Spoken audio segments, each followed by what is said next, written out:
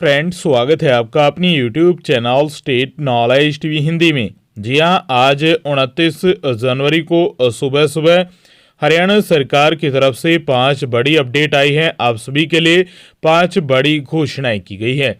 जान लेते हैं इनके बारे में संपूर्ण जानकारी एक एक करके।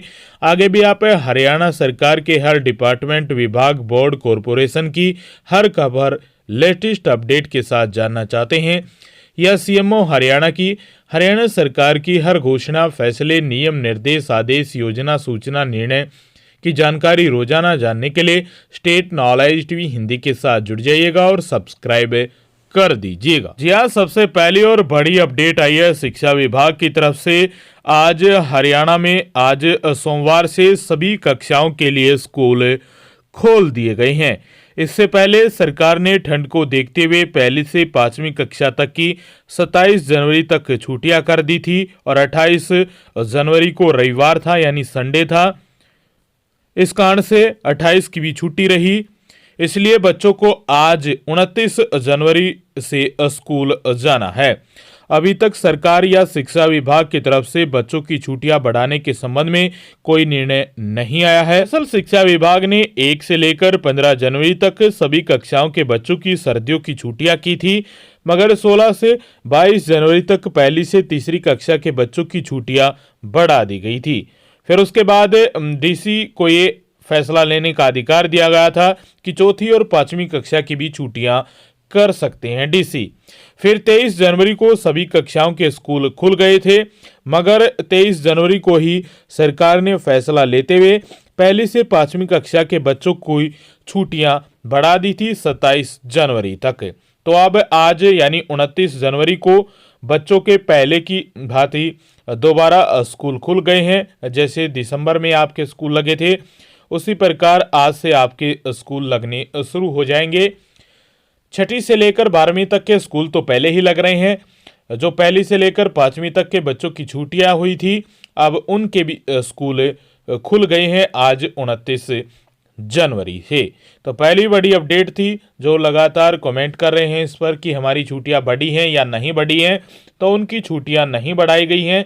पहली से लेकर 5वीं तक के जो स्कूल बंद थे, जिन कक्षाएं नहीं लग पा रही थी छुट्टियों के कारण, तो अब वो स्कूल खुल गए हैं पहली से लेकर 12वीं तक। तो आप सभी के लिए पहली बड़ी अपडेट आई थी हरियाणा सरकार की तरफ से, शिक्षा विभाग की तरफ से स्कूल खोलने को लेकर। दूसरी बड़ी अपडेट आई है सीएमओ हरियाणा की तरफ से। चीफ मिनिस्टर ऑफिस हरियाणा की तरफ से बड़ी अपडेट आई है। मुख्यमंत्री मनोहर लाल खट्टर ने करनाल के वार्ड नंबर 11 में जनसंवाद कर लोगों की समस्याओं का निवारण किया। इस दौरान सीएम ने कहा कि गरीबों को मुख्यमंत्री आवास योजना के तहत प्रदेश में पहले चरण में 50,000 प्लॉट दिए जाएंगे, जिसके आवेदन हेतु 2 दिन बाद पोर्टल खोल दिया जाएगा। यानी आज 29 है, 30 और 31 2 दिन के बाद और पोर्टल खुल जाएगा। 1 फरवरी से पोर्टल की शुरुआत हो जाएगी। तो यदि आप आवेदन करना चाहते हैं और सरकार की तरफ से मुख्यमंत्री आवास योजना के तहत जो प्लॉट है वो लेना चाहते हैं, तो आप आवेदन कर सकते हैं। आवेदन के लिए आपको मामूली शुल्क भी देना होगा। तो ये 50,000 प्लॉट दिए जाएंगे और ये आपका जो प्लॉट रहने वाला है वो 30 गज का जो प्लॉट है वो दिया जाएगा सरकार की तरफ से। ये बड़ी अपडेट आई है और 50,000 जो गरीब परिवार हैं उनको ये प्लॉट देने जा रही है। इसके साथ साथ प्लॉट देने के बाद सरकार या राज्य सरकार और साथ में केंद्र सरकार उस पर मकान बनाने को लेकर भी आर्थिक सहायता आप तक पहुंचाने का काम करने वाली है। तो ये दूसरी बड़ी अपडेट थी। इसके साथ साथ प्रत्येक जिले में बुजुर्गों के लिए वृद्ध सेवा आश्रम खोले जाएंगे। इसको लेकर भी हरियाणा के मुख्यमंत्री मनोहर लाल खट्टर की तरफ से बड़ी घोषणा की गई थी। तो ये दूसरी बड़ी अपडेट आई थी सीएमओ हरियाणा की तरफ से आप सभी के लिए। वहीं तीसरी बड़ी अपडेट आई है, हरियाणा में इलेक्ट्रिक बसों की शुरुआत हो गई है। प्रदूषण रहित सफर की शुरुआत कर दी गई है हरियाणा के मुख्यमंत्री मनोहर लाल खट्टर की तरफ से। पानीपत सिटी में इलेक्ट्रिक बसें शुरू हो गई है। वहीं आज जगाधरी, यमुनानगर, 7 अन्य शहरों में जून तक चलेंगी इलेक्ट्रिक बसें। सीएम मनोहर लाल खट्टर ने रविवार को यानी संडे को पानीपत में सिवा स्थित नए बस स्टैंड से सिटी सर्विस के लिए पहली बार लो फ्लोर इलेक्ट्रिक बसों का शुभारंभ कर दिया गया है। सीएम ने कहा कि यमुनानगर के जगाधरी में आज सोमवार से ई बसों की शुरुआत की जाएगी। जल्द ही 7 अन्य शहरों में भी ई बसें शुरू की जाएंगी। लोग कार और दोपहिया वाहनों को छोड़कर इन बसों में सफर करें। परिवहन विभाग के प्रधान सचिव नवदीप सिंह विर्क ने कहा कि यमुनानगर, पंचकुला, अंबाला, सोनीपत, रेवाड़ी, करनाल और रोहतक, हिसार में भी ये सेवाएं शुरू होंगी। 450 ई बसों को 12 वर्षों के लिए लीज पर लिया गया है। इन पर 2450 करोड़ रुपए खर्च होंगे। इसमें जेबीएम कंपनी का ही एक ड्राइवर होगा। रखरखाव की कंपनी करेगी और यह प्रोजेक्ट जून तक पूरा करने का लक्ष्य है। तो ये बड़ी अपडेट आई थी आप सभी के लिए। हरियाणा में पानीपत में सिटी बस सर्विस का शुभारंभ करते हुए सीएम ने करीब 2 किलोमीटर तक ई बस में सफ़र किया। उन्होंने कहा कि ये बसें इतनी आरामदायक हैं कि कार में गड्ढे का झटका लग सकता है, पर इनमें नहीं लगने वाला है। तो इसके लिए जो किराया है वो भी 20-30 से लेकर 50 तक किराया रखा गया है। और साथ में लोगों से, नागरिकों से, शहर के नागरिकों से ये भी राय ली गई है, अपील की गई है कि वो बताएं कि जो इलेक्ट्रिक सिटी बसें हैं वो कहां से कहां तक चलनी चाहिए। रूट भी लोगों से ही मांगा गया है, यानी जहां पर यात्रियों का आना जाना ज़्यादा होगा वहां पर इलेक्ट्रिक बसें चलाई जाएंगी उस रूट पर। तो लोगों से ही राय मांगी गई है सरकार की तरफ से। आज 29 जनवरी को जगाधरी, यमुनानगर से भी सिटी बस का शुभारंभ हो जाएगा और ये शुभारंभ हरियाणा के जो परिवहन मंत्री हैं मूलचंद शर्मा वो करने वाले हैं आज जगाधरी, यमुनानगर से। तो तीसरी बड़ी अपडेट आई थी आप सभी के लिए। आज पानीपत से इसकी शुरुआत हो गई है, जगाधरी से आज हो जाएगी और आने वाले 30 जून 2024 से पहले पहले अन्य 7 शहरों में भी इसका शुभारंभ हो जाएगा। और आने वाले समय में 1 साल के अंदर अंदर हरियाणा के हर जिले, हर शहर में इलेक्ट्रिक बसें चलने वाली हैं। चौथी बड़ी अपडेट आई है मौसम विभाग की तरफ से। आज 29 जनवरी को लेकर मौसम विभाग की तरफ से पूर्वानुमान जारी किया गया है। मौसम विभाग के अनुसार हरियाणा के पंचकुला, अंबाला, यमुनानगर, कुरुक्षेत्र, कैथल और करनाल, हरियाणा के उत्तर हरियाणा के 6 जिलों में न्यूनतम तापमान 6-7 डिग्री सेल्सियस से लेकर 23 डिग्री सेल्सियस के बीच में रहेगा। मौसम साफ ही रहने की संभावना है, लेकिन सुबह सुबह हल्की धुंध के साथ बादलवाई देखने को मिल सकती है। 6 किलोमीटर प्रति घंटे की रफ्तार से लेकर 11 किलोमीटर प्रति घंटे की रफ्तार के बीच इन जिलों में हवाएं चलेंगी और 4% से लेकर 8% के बीच बारिश होने की संभावना भी आज 29 जनवरी सोमवार को बनी रहेगी।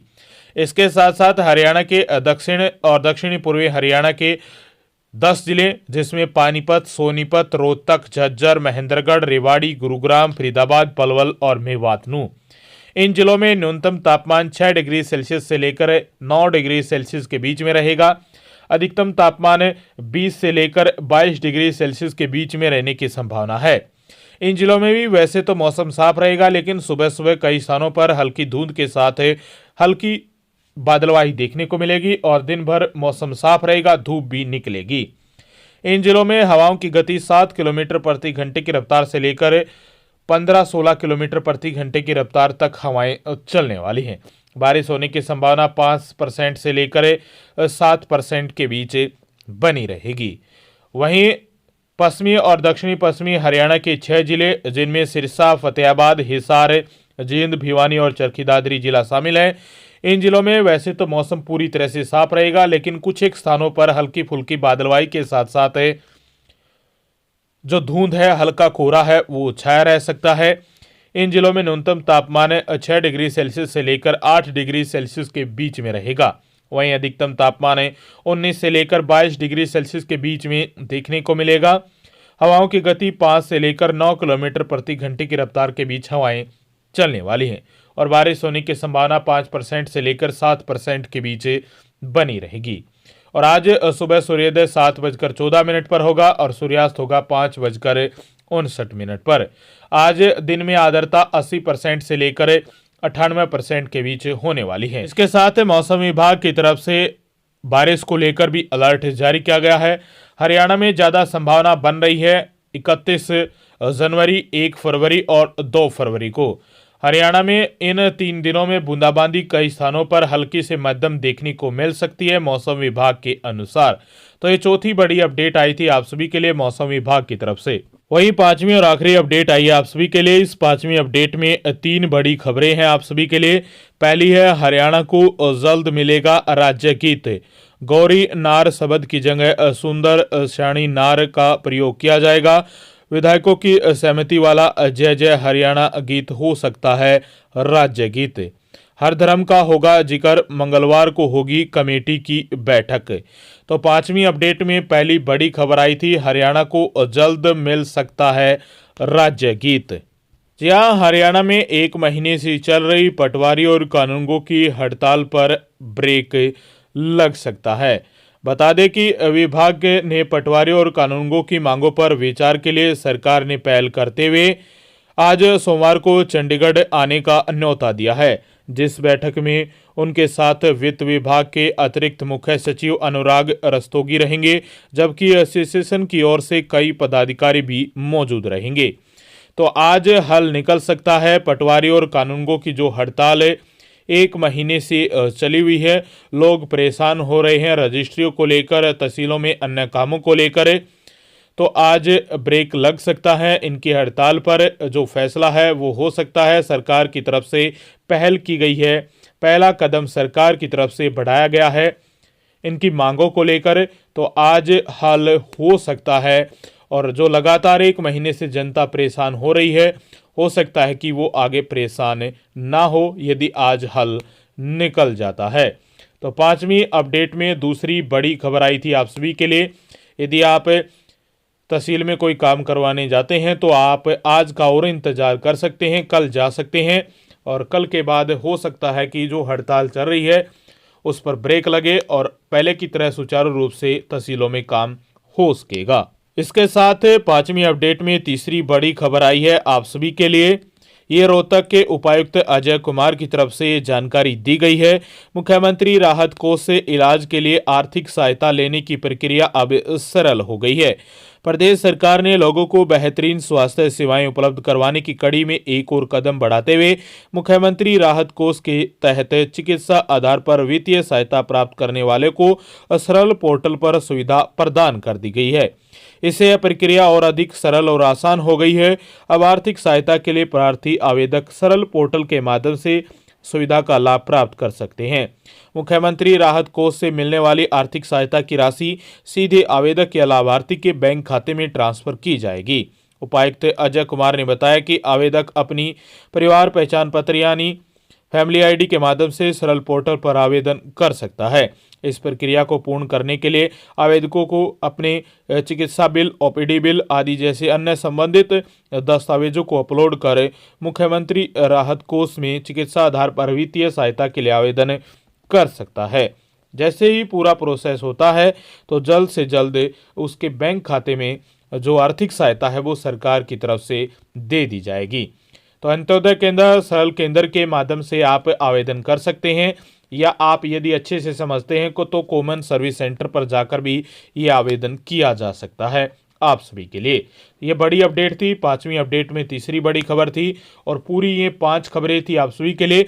आगे भी आप हरियाणा सरकार की हर घोषणा, फैसले, नियम, निर्देश, आदेश, योजना, सूचना, निर्णय की जानकारी रोजाना जानना चाहते हैं लेटेस्ट अपडेट के साथ हरियाणा सरकार के हर डिपार्टमेंट, विभाग की हर खबर के लिए स्टेट नॉलेज टीवी हिंदी को सब्सक्राइब जरूर कर लीजिए।